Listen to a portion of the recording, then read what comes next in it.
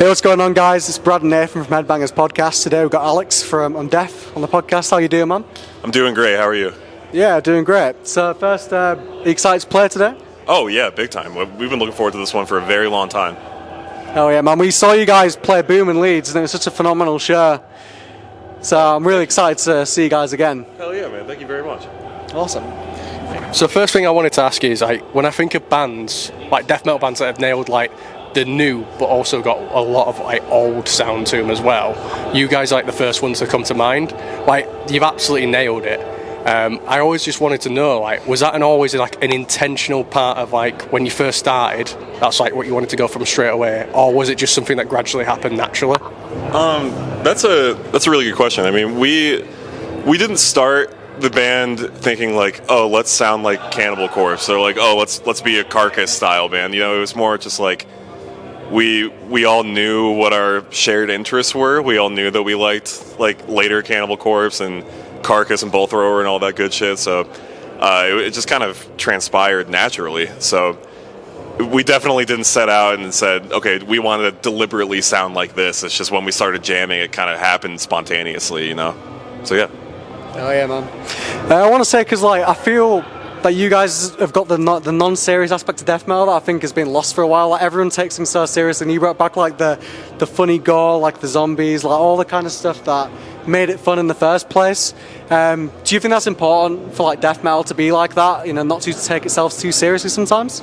It's important to us for sure. I mean, if we came out on stage and we were like really trying to convince people that we were serial killers or like evil, depraved human beings, like nobody would believe us. Like, we're just like very silly, goofy guys, and I think it kind of works in our favor to lean into that and to let people know that there's no artifice there's no persona. Like, we're just getting on stage and playing music that we love, and that's really all there is. I mean, for other bands, maybe it's important that they try to be people other than themselves, but for us, it definitely is important that we just remain true to what we know, which is being very silly.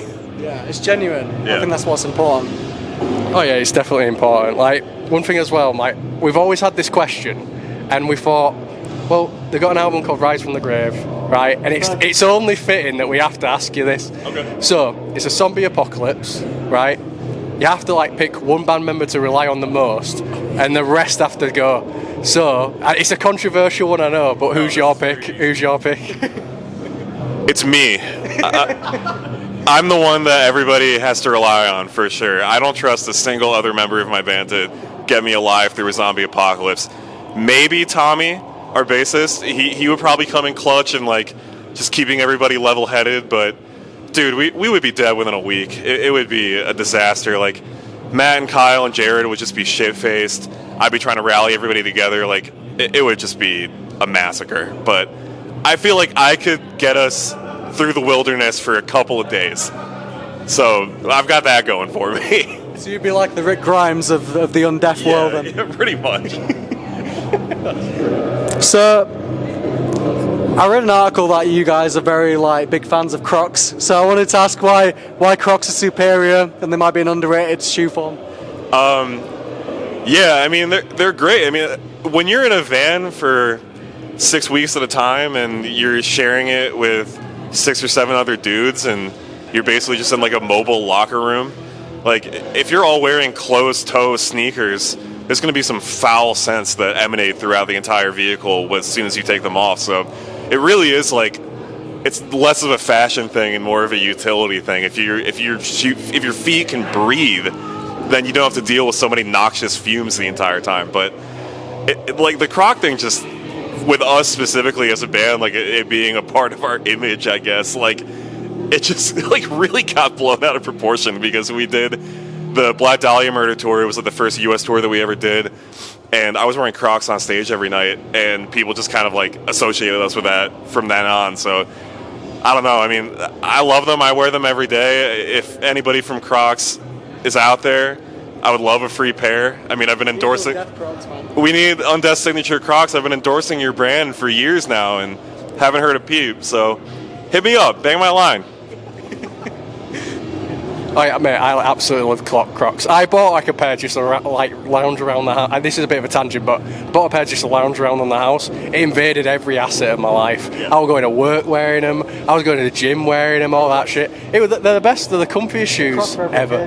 Yeah. Oh yeah, croc for every. I've even got lights on mine. We're getting over here this time because we're only over here for like 2 days, but I've been missing them the entire time. I wish I had my Crocs. I feel like kind of naked without them now. So yeah, one thing as well I wanted to ask you is like, what are your like other hobbies and interests outside of the band and everything like that? My hobbies? Yeah. I don't know. I mean, I I don't do anything. Like, I guess I do have hobbies. Like, I love exercising. I love lifting weights. Like, I love going to the gym at odd hours of the night and just being weird and like just kind of like the weird isolated guy that's at the gym. That's kind of like my whole thing.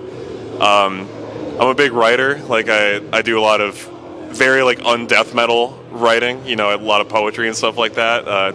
Just kind of helps my mind stay active. You know, because typically when I'm on stage, it's a lot of like very like Neanderthal type activities. So when I'm writing poetry or when I'm doing stuff that's a little bit more like cerebral, it helps me kind of stay sharp, I guess. I love doing that, and yeah, I mean, I'm like a homebody through and through. You know, I definitely am an introverted kind of person. Which is funny because I'm the singer of a band, so you would think I'm extremely extroverted. But no, I mean, when I'm not doing Undeath, I'm basically just chilling at home and trying to spend as much time on like my own weird little things as possible. So yeah, that's pretty much it. Oh yeah, man. And then like today, who are you most looking forward to seeing besides yourselves, obviously? Oh, like so many bands. Psy again. Electric Wizard is like the number one for me. That's like one of my favorite bands of all time. I've never seen them, which is amazing because I feel like I've had so many close calls and it just hasn't happened. And today I'm in the same building as them, so I have no excuse. Rotten Sound is going to be great to see. I was looking forward to Coffin Mulch's set. We've played with them before. Amazing. Yeah, that band's awesome. These guys are sick. Yeah. Coffin Mulch was awesome. Was looking forward to seeing them. Was looking forward to seeing High Command too. That band's great. I feel like I'm missing a big one. Let me check my handy dandy laminate. And Enslaved, of course. They played Below the Lights last night. That was awesome, and they're playing again tonight. So yeah, all those will be great.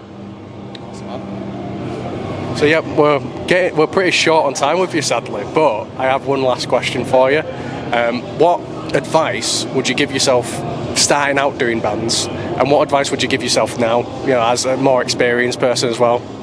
Like, if that makes any sense. So, like, just advice that you would give to someone starting out a band, and like maybe someone that's a bit more experienced that might not be as experienced as yourself. Sure. Yeah. I mean, honestly, it's probably the same advice. I think it would just be to stay in the game. You know, it sounds simple, but you know, when you're starting something out, like when you're starting a band out, it's very easy to kind of feel like it's going to be the same way forever, like whether it's going to be awesome or terrible forever. But the whole thing with a career in the arts or just like trying to do a band for a living is you're going to have ups and downs. You're going to have periods where you feel like everything you touch turns to fucking gold, and you're going to have periods where you feel like nobody gives a shit about your band.